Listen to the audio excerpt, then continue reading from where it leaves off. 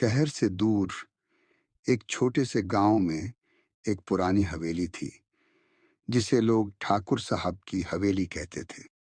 कहते हैं उस हवेली में कभी कोई गया तो वापस नहीं लौटा। गांव वाले शाम ढलने से पहले उस रास्ते से भी नहीं गुजरते थे।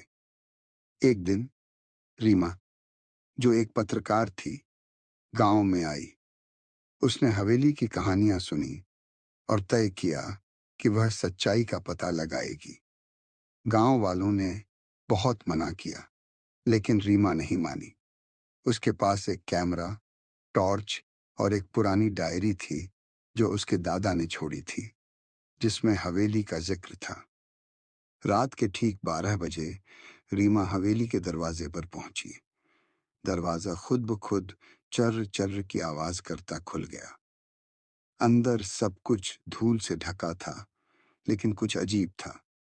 हर दीवार पर वही एक पुरानी पेंटिंग थी। एक औरत लाल साड़ी में, जिसकी आंखें जैसे पीछा कर रही हों।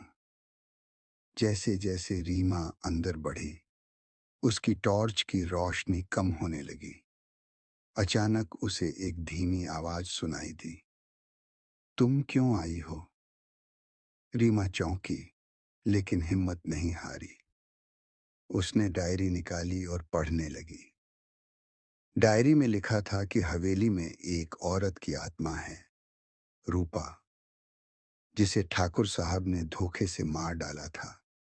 तब से वह आत्मा हर नए आगंतुक से बदला लेती है। तभी एक हवा का झोंका आया और पेंटिंग से खून की धार बहने लगी।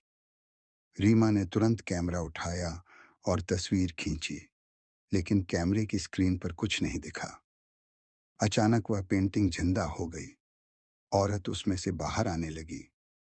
रीमा ने अपनी डायरी से एक मंत्र पढ़ा जो उसके दादा ने लिख छोड़ा था। जैसे ही उसने आखिरी शब्द बोला, एक तेज चीख के साथ सब कुछ शांत हो गया। सुबह हुई तो गांव वाले हैरान थे। रीमा हवेली के बाहर बेहोश पड़ी थी, पर जिंदा। उसके कैमरे में कुछ नहीं था, लेकिन डायरी के आखिरी पन्ने पर खून से लिखा था, अब मैं आजाद हूं, पर क्या तू बची रहेगी? क्या रीमा सच में बच पाई, या आत्मा अब उसके साथ है?